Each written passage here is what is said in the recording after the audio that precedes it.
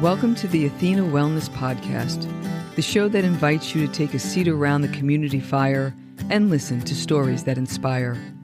I'm your host, Kathy Robinson, author, coach, and founder of Athena Wellness, a company that's dedicated to supporting you on your journey to live more wholeheartedly. Hello, and welcome to episode 107. Thanks so much for joining me. I'm smiling just thinking about this episode. I'm joined today by drummer, singer, and songwriter Tedi Brunetti, who generously shares her life experiences that will leave you feeling inspired to take another look at that dream that you may have tucked away. Here's what we talk about: how a 45 record changed the trajectory of Tedi's life, what it was like to be part of the New York City music scene in the 1970s and 80s, the decision to leave music to raise a family, embarking on a second career in the medical field, deciding to re-enter the music scene in her 60s, what it was like to write, record, and release a record in 2021, and advice for those who feel that they're too old to pursue their dream. This conversation is really about living life aligned with what matters most. And for Tedi, that's family, food, and music. We end this episode with our Dose of Inspiration segment, where Tedi shares some of the things that are lighting her up these days. And as always, I'll put links in the show notes to those items, as well as Tedi's website, where you can find her music and her merchandise. And now on to the show. I think you'll really enjoy this conversation. Well, Tedi, welcome to the Athena Wellness Podcast. Thank you so much for being here today. Kathy, it's my pleasure. I'm happy to be here. So please share a bit about who you are and what you do.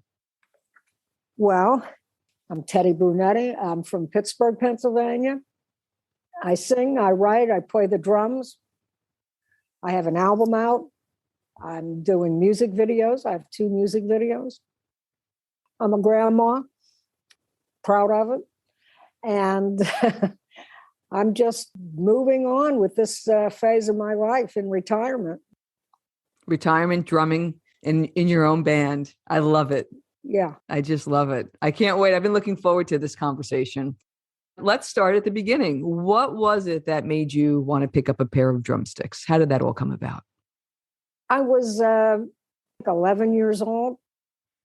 I had never played a musical instrument, but I went to a girlfriend's birthday party, and she had an older sister who was probably around 14, who had a little Victrola record player, and they put this single on, this song on, for entertainment for the party, and it was Louie Louie by the Kingsmen.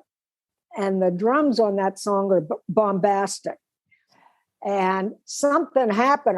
The song came on and it shot through me like electricity, and I was possessed. And I ran to that record player and stood over that song and listened. And I just kept playing the song over and over again. And in those moments, I knew this is what you do. You're a musician. You're a drummer. Mind you, I never played the drums, but I just had this spiritual awakening, like this is who you are, and this is what you're going to do. And they had to drag me away from that record player and to join the rest of the party. And I went home and I asked to take drum lessons. And I'm the oldest of 10 kids. So that might be part of the reason why they said no, but they thought drums was a boy's instrument. So they said no. So I asked for what was the next best thing to me, which was guitar, and they agreed to that. And so they signed me up for guitar lessons. I did very well, and they scraped the money together somehow and bought me a little Gibson acoustic guitar. I still have it. I've written all my songs on it. I did real well with the guitar, but it wasn't my passion, but music was. What I wanted to play was the drums, but I started writing songs almost immediately. As soon as I'd learn something on the guitar, if I learned something new, I wrote a song incorporating it, a new chord, a new scale, whatever it was. So I started writing songs immediately. When I got a little older, I got a job working at a fried chicken place and took my money and got on a bus and went to the mall and signed myself up for drum lessons. Nice. Everybody was shocked, my parents especially. That's what she's doing with her money.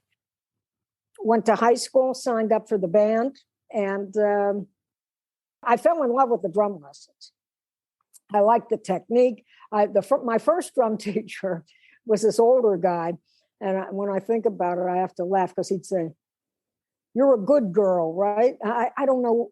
I don't even know. I didn't know what it meant then, and I think maybe I know what it means now. But I mean, I thought, what a dirty old guy. But but he didn't want me to play like a girl.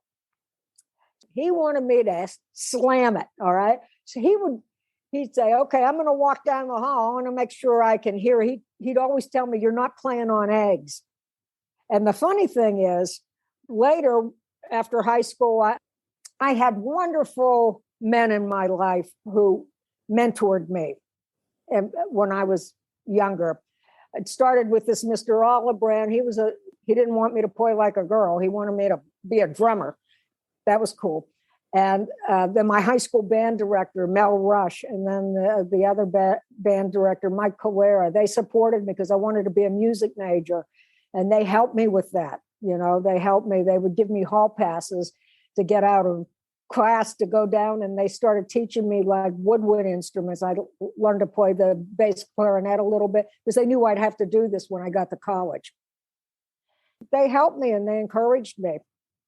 And I was the drum captain of the marching band in high school, my junior and senior year. Went to college at Eastern Kentucky University on a partial, they didn't give full scholarships to music majors, but I did get a little bit of money as a snare drummer, especially back in 1960. I graduated high school in 1970, and it was unusual then, too, for girls to play the drums. It is today also, but there's a lot more girls playing drums, women doing everything today. So, yeah, I went to college for a few years and then dropped out, went on the road with a rock band, happened to meet my husband in that band, had been writing songs all these years, and ended up in New York City with my husband. We got married and went and moved to New York City to pursue a music career. And I got to play with great people there and stayed in New York for about 20 years till we had our second son. And then New York became cost prohibitive. We had 2 kids. I had a manager, I had a press agent, I had all that stuff. I had just recorded my first album. My manager had his second baby. And the thing that did it, there was an episode that happened. I had a 6-year-old and an infant in a stroller. We're walking down the street. We lived in the Bronx at the time. We still had our studio in Manhattan. And a guy pulled out a gun and shot this woman like 10 feet in front of us. I'm like, whoa, fire comes out of a gun. I called my husband. I said, okay, we're out of here. Time to go back to Pittsburgh. Time to go home. Yeah. Wow. Well, there's a lot that we can get into here, but I'm curious. I love the image of the little girl standing by the phonograph, just being so enlivened by this music. So back then, before you were able to put drumsticks in your hands, what were your dreams? Were you dreaming that I want to be a drummer someday, even though you've never picked them up? What was that like? I wanted to be a musician, a performer. I kind of saw myself playing concerts, doing performances of my own music, and still to this day, music has an effect on me that it probably doesn't to everybody. But when I hear music, it's like it's me. I feel like I'm doing it. It's something, because when I had to give it up, I didn't have to, but when I decided to give it up to raise my kids, because we came back to Pittsburgh and then I went back to school for ultrasound, and I did that career for 20 years, and I didn't play music. But whenever I hear music, it's me playing. As a kid, I had a little transistor radio, and I would listen to the local top 40 music station. And we also had a black station here in Pittsburgh called Whammo. And one of my good girlfriends, Diane Farrell, she's the one who turned me on to that, because we both loved James Brown, and they would play a lot of James Brown back then. And I would go in my bathroom, and we had a hamper, and I had hat boxes, because back then girls had to wear hats to church. Okay. And I'm from this Catholic family. And I would play the drums on those hat boxes, and then beat those hat boxes in the hamper. And that was this is why I was playing guitar, before I had drums. And it was just an escape, maybe. It still is. It's a meditative kind of experience for me today, even hitting my drum pad and practicing on my drum set when I'm practicing, when I'm playing. Yeah, I'm able to let the rest of the world go by and be in the moment, be in the now. Plus, you're beating the hell out of something, so that has to help too. Oh yeah, the concussion is great. That's a. I mean, I don't want to take you into a therapy session, but being the oldest, I bore the brunt. Let's just put it that way. Okay. And it wasn't. There was a reason why you were hitting those hat boxes. All the time. I don't even want to get into it, because my dad's still alive, and he might hear this interview, and I don't want to badmouth my parents for beating the hell out of me. Okay, but that's a whole nother story. It's a whole nother story. That's another podcast episode. That's a whole nother podcast. Yeah. So you did wind up getting your drum lessons. You did major in music, and then you wound up in New York City in the 1970s. What was that scene like? Paint a little picture for us. Well, back then, this is before MTV. It was before cable TV. I mean, I think New York City had cable. They were the only city in the country that had cable. They were the first ones, and all the trends, all the new creative stuff, fashion, music, art, came out of the East Village in New York City at that time. And so it was a very vibrant and creative place to be. There was a starving artist community then, and especially in the music scene, the rock and roll scene, we all knew each other. We played the same clubs. We supported each other. It was cool. It was great. And I mean, New York, nothing started until midnight. And I was young, so I could do that then. And I did. I've lived my life in stages. And I'm the kind of person, whatever I'm into or wanting to do, I give it 200%. So no regrets, It's a wonderful way to live. I don't have much of a bucket list, because if I want to do something, I just go and do it. Rock star, check. Check. Did it. Doing it. Yeah, I mean, I was there, I saw some things. What musicians did you admire and why? There's so many. I'll tell you what, I really like the Police. Sting, they were very unusual, and they were ahead of their time in thinking, and very smart business people. So back in the day, it was 2 years from the time they played CBGB's until they headlined Madison Square Garden. It only took them 2 years. So they were special. And they did their first tour. They didn't take an advance. They bargained, and they were able to hold on to their publishing. So they were ahead of their time that way. Mm-hmm. And their first tour of the United States, I think they did on their own in like rented station wagons, and they roadied themselves. And they had hit records. They've had Song of the Year. They've had Album of the Year. Stewart, the drummer, Copeland, he's something else. I mean, he scores orchestras and does movie scores and all kinds of things. I mean, they're phenomenal musicians, really, and songwriters. So yeah, I admire how they did their thing, and they're musicians. They play on a higher level than just your basic classic rock guys did. But it was a great time, the 70s and 80s, because, the radio stations, you would hear every different style of music back to back. You'd hear the Mamas and the Papas, you'd hear Led Zeppelin, then there'd be Joan Baez, and then maybe, then the Monkees, So, I mean, it wasn't unusual to hear those songs played back to back. It wasn't so specific like it is today, genre-wise. And so I think it was like a really great time to grow up as a musician. Mm-hmm. What's one of your favorite stories from back then? Well, oh boy. That sounds like a good one. Oh yeah. I'm like, oh no, you can't say that. Oh, you can. You don't want to tell her that. My building that I lived in was a story in itself. It was called the Music Building. We had a loft. It used to be furriers, all right, and that industry went by the wayside.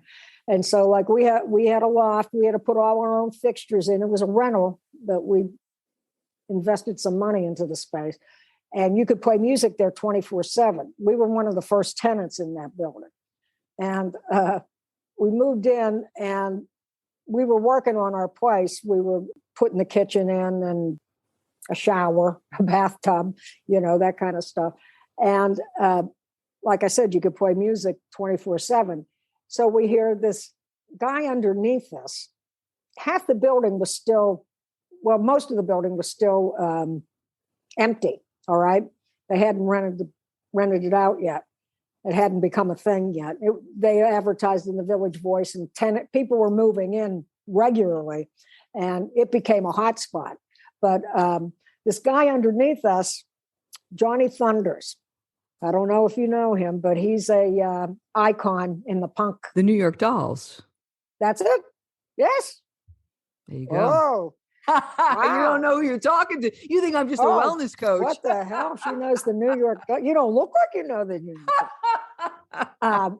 So Johnny was underneath us, and he got the keys to this place underneath. He got in there. He was. He wasn't supposed to be there. He was squatting. Okay.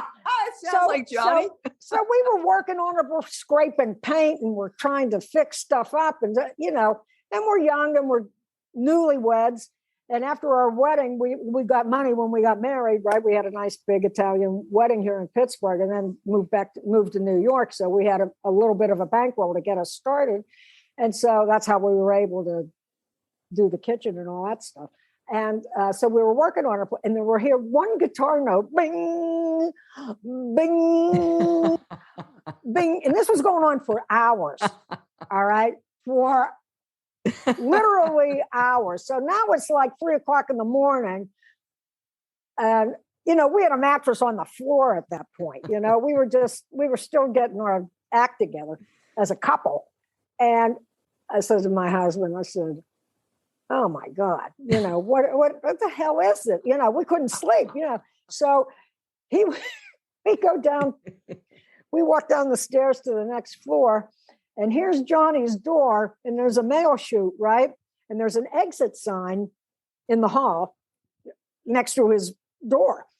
And there's a wire coming out of the mail chute, and he's hot wired into this exit sign, and we could look in the mail chute, and all we could see was the red light on his amp. All right. And so my husband just yanked the wire out. So that's how we got to meet Johnny Thunder. And then a few years later, I got into this band, the B Girls, and they were hooked up with Johnny. And we did a lot of gigs with him. David Johansen from the New York Dolls. We played with him too. Yeah, we did a lot of gigs with him. And then The Clash, of course. One of my favorite bands ever, London Calling. What a masterpiece. Oh my God. And that was New York City in the late 70s there when they did like 3 weeks at Bonds. Bonds was a department store that they gutted. It was like 2 football fields big inside. And they did rock concerts there. And the B-Girls were the bomb. All right. So I was a rock star then. I felt like it. Mm-hmm. Everybody I knew thought this is it. You know, when I got into that band, I was their second drummer because they had quite a following, the B-Girls. They were something else. A lot of fun. And I knew the guys who did the sound and lights at Bonds. And they used to call me and they'd say, Teddy, come on up. I lived on 30th Street. Bonds was like in Times Square. So they'd say, come on up. The Plasmatics are going to blow a car up tonight. You know, I'd get these phone calls. Oh, yeah, cool. I can't remember the guy's name, but he used to call me all the time. You know, he liked me from the, and this is when they start, you know, Studio 54 was a thing then, where they started that line outside and you had to be checked in by the door guy and all that. You know, they looked you over. But I just walked in everywhere because I was a B-girl. Everybody knew me, you know. So it was kind of fun. I saw a ticket stub from that time. That tickets for that Clash show was $7.50. No kidding. Oh, wow. And that's when we went in the studio. Mick Jones from the Clash recorded the B-Girls, and I did some of the songwriting for the B-Girls, and we recorded one of my songs. Wow. No kidding. He did an EP with us. Mm-hmm. And that was an experience because we were in big New York City studios, you know. I met a lot of people through that little encounter, you know. It opened some doors for me. And I think that's how, even though Dean doesn't remember, but Dean Allen Sargent, my producer, he produced my first album and he produced my latest album. So we've been friends a long time. He was like a first call recording engineer in New York City back in the day.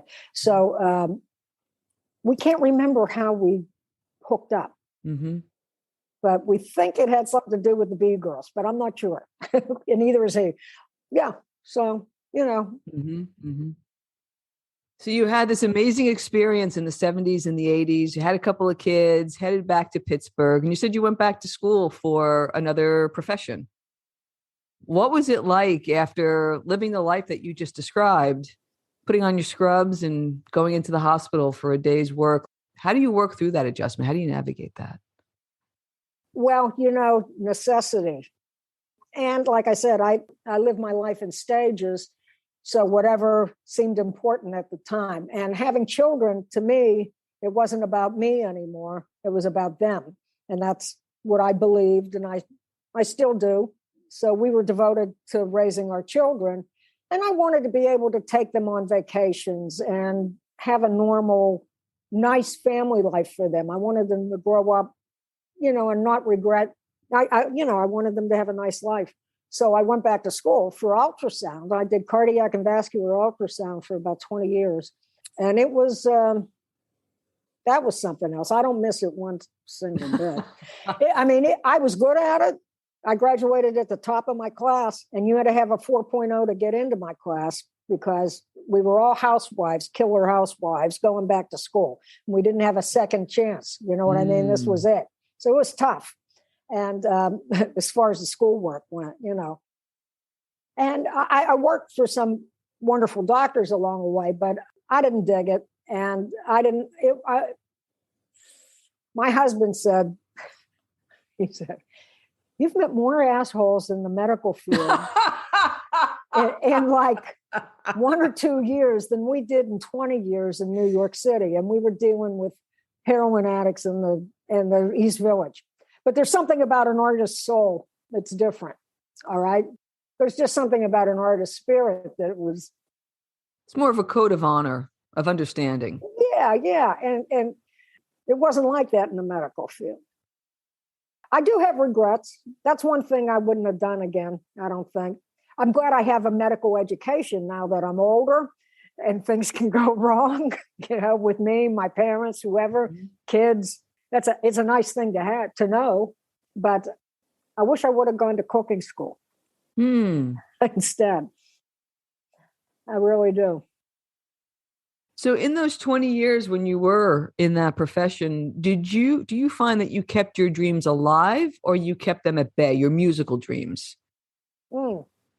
I had to put them to the side. It was tough. The first 3 years back, I think I cried every day. It was a loss. It was horrible. It was a death. In the beginning, I always thought I would go back to it. And then somewhere in the middle of those 20 years, I guess I kind of thought, you're too old. This is before the music business changed like it is today. Because even back then, even back in the 70s and 80s, if you were 30 years old, you were at the end of it. It was a young person's thing. They wanted 20-year-olds, not 30-year-olds. I think in the middle of those 20 years, I hopes for doing it again kind of got put at bay. You know, it didn't seem realistic. Although I wanted to play again, I didn't know if I would pursue it on a national kind of level. Mm-hmm. You must have had a moment when Bonnie Raitt hit it big, though, in the late 80s. Yeah, you know, Bonnie Raitt and Tina Turner. Yeah, but they started as young girls, you know, and they had long-term careers, so they never stopped. And I do think I'm that kind of a performer, really. And my album, the sound of my music and the way that album is that I have out now, the way I'm doing things now, it really does fit Tina Turner's hit album. You know, What Does Love Got to Do with It? You know, she was an older woman when she did that. And Bonnie Raitt, when she had her Nick of Time album. My album, I feel I'm that kind of an artist. You know, I fit into that kind of a thing, except I don't have the longevity as far as fame and recording career that they do. Yet. We'll see what happens. You know, you've described your own sound as a sober Janis Joplin meeting Steely Dan in Memphis. And I love that. Tell us what that says about your sound. Tell us a little bit about what you're doing these days. Well, first, I'm sober, 40 years now. And I got sober in the B-Girls, actually. So those poor women, they were there. They've seen me at my worst. And hopefully now they've seen me at my best, you know. But I'm a rock singer, basically. And my album now is a blues thing because, first off, the blues genre, it's one of those things where there's a few young people doing it, but really the real blues aficionados, they don't take you seriously until you're 50, 60, 70. So you've lived some life. Yeah. So you have something to be blue about. Right. So, you know, nobody wants to hear a 20-year-old singing the blues. You know, it's just like, give me a break. And we put a little blues band together maybe 5, 6 years ago just to see if we wanted to play again when I started getting back into music again. So I had written some blues songs. And then my voice has changed. I used to have a clean, pure tone, and now I have a smokier voice. I don't smoke, but I have a smokier voice. My voice kind of suits the genre. And then I'm a big jazz fan. I want to play at a high level. I aspire to be a jazz musician, you know. I like the sound. It sounds more sophisticated to me. I like the grooves are more sophisticated to me than just bashing through backbeat 4/4. But there's something about funk that's just good to me too. Yeah, so that's where the Steely Dan, because they were like a jazzy rock, and I didn't really compare myself to them until after this album was recorded, and other people said this sounds like Steely Dan, and that's a compliment. I mean, because they were top notch, and they were so their impeccable recording techniques and the way they made their albums. So I appreciate that. I aspire to do that too. Just the production, not to overproduce. I have a very experienced production team, and we were able to do that. So when people say that, I appreciate it. But that's the Steely Dan. And in Memphis, of course, is the blues part. So perfect description.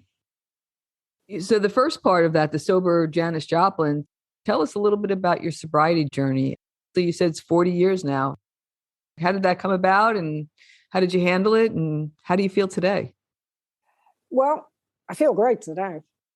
It's much easier to stay sober than to get sober. I'm one of the blessed ones, I feel. Recovering from addiction, I hear statistics sometimes, and it breaks my heart, but I hear only like maybe 7 to 10% of people ever achieve any kind of long-term recovery from drug addiction and alcoholism. I was addicted to pot, booze, and cocaine. Cocaine is what brought me to my knees. Mm-hmm. It was the 80s. Yeah. And I got sober in 1981. Thank God, because that was right after I got sober is when you started hearing about crack. People were freebasing before then and snorting it and what have you. Shooting it. Some people were shooting it. Yeah, I was lucky to get out of that. It's painful. It takes a lot of work. It's an inside job. I had help. I still have help. Is it still one day at a time? It's one day at a time. Wow. And I have made my closest friends through that journey in sobriety because they understand me. And, I used to not talk about, a lot of people they want to be anonymous. But that's one of the first things I tell people about myself because it protects me. No, you tell somebody you're an alcoholic, they're not going to offer you a beer. They might not even want you around when they're having a beer. It just depends on them. I try to set a good example that way. I mean, I know who I am. It is who I am nowadays. I don't drink. I don't drink and drug. That's just me. So I'm not tempted. The compulsion and those thoughts of drink, that I don't have them anymore, and that's been lifted from me, and that's quite a gift. So there's life afterwards, and there's recovery, like I said. So I'm a recovered alcoholic, really, drug addict. Everything that we've talked about today, it's really been about living life on your own terms. In the story that you just shared about the sobriety, not only living and having no regrets, but all of this seems to have added to this sense of vibrancy and well-being in your life, even when you were doing things for others, like going to work for 20 years in a profession that wasn't too exciting. There was still that sense of knowing who you are and why you were doing things. And I think that's incredibly commendable. I think it's a really important piece of wellness. But even though your life has been all about you doing you, there are a lot of people, a lot of our listeners are midlife, and maybe they've had dreams like this, but they didn't act on them. If somebody is in their 40s, 50s, 60s listening to this, what advice would you give them? I would say, don't be afraid to start. Don't be afraid to pick up on some of those dreams that you've had and realize with age, part of it's good. We might not have, the stamina of a young person, but we have patience. We know things take time. And we're smart. We can find mentors. There's so much information just on the internet. I mean, even as a drummer, it's insane. And nowadays with podcasts and your podcast, about wellness. And I was listening to this morning to one of your latest ones on mindfulness. And the information's available now. There's no excuses that way. Somebody made a YouTube video about it or a series of them, and probably more than one, probably hundreds of people have. So anything you want to do, you can do. That was something that I was concerned with getting back into music 10 years ago. Rust doesn't sleep. So I didn't know if at 60 years old, now I'm almost 70, I'll be 70 this year. If you could have the hand speed that it takes to play the drums, if you could have the coordination, if you could teach an old dog new tricks, and you definitely can. Nice. Things came easier and quicker on some levels when I was younger. Now I have the patience to start slow and be persistent and consistent. And that's more important than starting higher up the ladder. You can move up those steps if you put your mind to it. So anything you want to do, you can do. I'm trying to grow as a person still with maturity when I haven't attained levels of success as far as skill level at something or business level, monetarily, whatever. It doesn't affect my self-esteem because I found that the only way you really achieve self-esteem is through taking right actions. And that's the only way. I love that sense of discipline and consistency that seems to be a theme throughout your life to get you to all the places that every place that you've been, you've earned. Yes. My favorite saying is a disciplined life is a free life. Yeah. Nice. I love that. Yeah. I feel successful just in the pursuit. You hear that all the time and it sounds corny and it's frustrating when you're not there and somebody says, enjoy the journey when you have a goal in mind that you haven't achieved. Enjoy the journey. It's like, yeah, right. But really it is the truth because we only have today. So for those listening, Teddy's not letting you off the hook. No excuses. All you need to do is get started. We've got all the resources here in front of us. Well, Teddy, we like to wrap up these episodes with something that we call a dose of inspiration, a few questions so our listeners get to know you a little bit more. And so we're curious, what have you read or listened to lately that you've enjoyed? Well, I enjoyed your podcast this morning. Oh, thank you. That was... I'm into this longevity and wellness and trying to stay preserved. We both have longevity genes. My dad's 94, yours is going to be 100. That's awesome. So I listen to podcasts like Huberman Lab. He's amazing. And I started reading a book. It's called The Way to Love by Anthony DeMello. It's a series of meditations. I started that. I'm getting a lot out of that. I've read Extreme Ownership by Jocko Willink. He was a Navy SEAL. And it's like, it's no one else's fault. It's you. You want to read that book? There it is. It's you. It's up to you. So I like that book. I'm trying to get physically and mentally and spiritually fit on a new level. It's a new year. I put on some weight the last 6 months. So I'm thinking of doing Pilates. I have a gym in my building. I'm lucky. So get down there on that treadmill. That's a meditative thing, and I like to listen to podcasts on the treadmill. So I do the same. Yeah. It's kind of my me time kind of thing. Excellent. Very good. What new thing or experience are you looking forward to trying? Well, like I said, Pilates.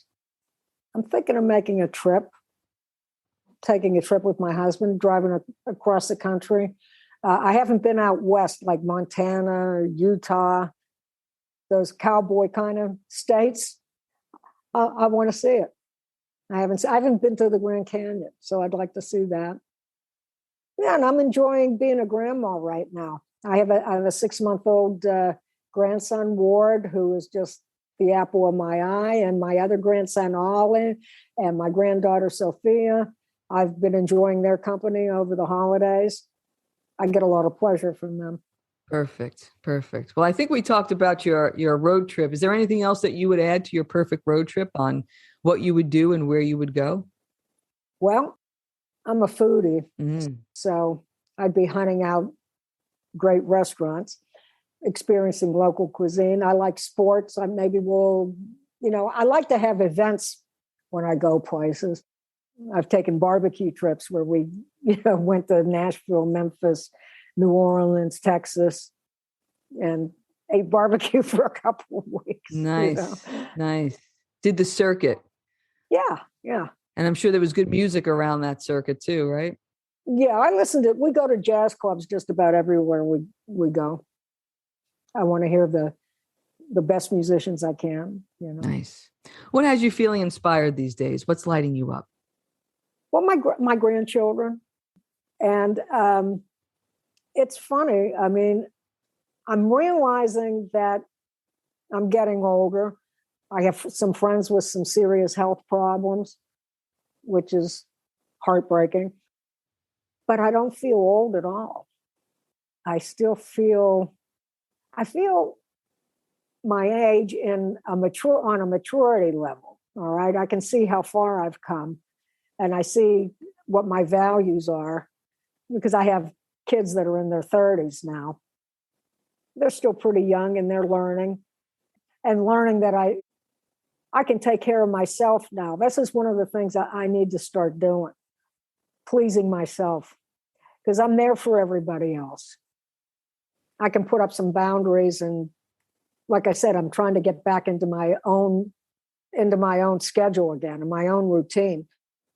I'm not doing all of it, but some of it I've been practicing, all right, a lot, you know, so I can spend 3 hours playing my drums a day because I want to. Mm-hmm. You Good know? for you. Good for you. And I love that sense. There's still that sense of youthfulness. And, I'm almost 60 and I still feel like I belong at the kids' table. Yeah. Some of that we just retain, right? I think it's a good thing. And the last question is, what has you optimistic about the future? Well, I just believe that over time, society swings from one extreme to another, and we seem so divided. And I do have a sense that we went all the way one side, where everything was either black or white, you know, left or right, whatever it was. And I feel like it's coming back. I'm hopeful of that. I think having differences is a good thing. And allowing for that is a good thing. I don't like when people lose their voice. I think everybody should be heard. Right. That's how you find the truth, isn't it? Right. Well, and I also think, to your point in feeling this coming back to center, I think maybe we've gotten a little tired of being opposed and are more interested in looking at the commonality. And that's really all you need, right? That openness to what is it that might connect us versus divide us. That it really starts with the individuals. Sure. And trying to find that common bond. And hopefully we've all had a little too much of the other and are looking toward a more compassionate approach of just living in the same world, on the same globe. I heard something that's helped me with this, and it's, if you want to love people and you want to be connected with them, then you have to allow them to be wrong. I don't have to believe what you believe, but I have to be all right with letting you have a different opinion. Exactly. In fact, that's one of the practices that I brought into the new year is how can you love people where they are? Very good. That's it. To allow it. Just how can I love you as you are, where you are? Oh, that's a good one. All right. Well, you're more than welcome to have it. I'm stealing it. It might be a good idea for a song. We'll see. I'm using it. We'll see. Yeah. Speaking of songs, how can our listeners get in touch with you? Where can they find their album? Where can they learn more about you? I think the best place is my website, tedibrunetti.com, TEDIBRUNETTI.com. And there's links there. Click on the little icons. It'll take you to all my social media, the CDs for sale there. There's links. I'm on Spotify. I'm on all the streaming things. I have YouTube videos, Tedi Brunetti Official. I have 2 songs out there, Evil Woman and Eat, Sleep, Repeat. About to start some more videos and do some more filming for social media soon. I have Spotify'd you and highly recommend it. So check Tedi out. I'll link it all up in the show notes. Just to take us through the journey of such an incredible life, and it's inspiring. You're 69 and proud and making albums and being out there and feeling good, and what an inspiration to all of us. And I can't thank you enough for your time today. Thank you so much for being here, Tedi.